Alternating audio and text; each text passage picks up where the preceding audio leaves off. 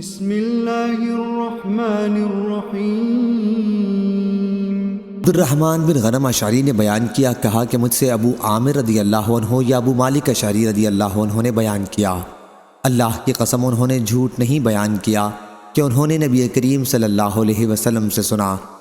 حضرت صلی اللہ علیہ وسلم نے فرمایا کہ میری امت میں ایسے برے لوگ پیدا ہو جائیں گے جو زناکاری، ریشم کا پہننا، شراب پینا اور گانے بجانے کو حلال بنا لیں گے، اور کچھ متکبر قسم کے لوگ پہاڑ کی چوٹی پر اپنے بنگلوں میں رہائش کرنے کے لیے چلے جائیں گے۔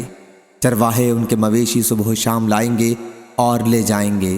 ان کے پاس ایک فقیر آدمی اپنی ضرورت لے کر جائے گا تو وہ ٹالنے کے لیے اس سے کہیں گے کہ کل آنا، لیکن اللہ تعالیٰ رات ہی کو ان کی سرکشی کی وجہ سے ہلاک کر دے گا، پہاڑ کو ان پر گرا دے گا اور ان میں سے بہت سوں کو قیامت تک کے لیے بندر اور سور کی صورتوں میں مسخ کر دے گا۔ صحیح بخاری حدیث نمبر 5590۔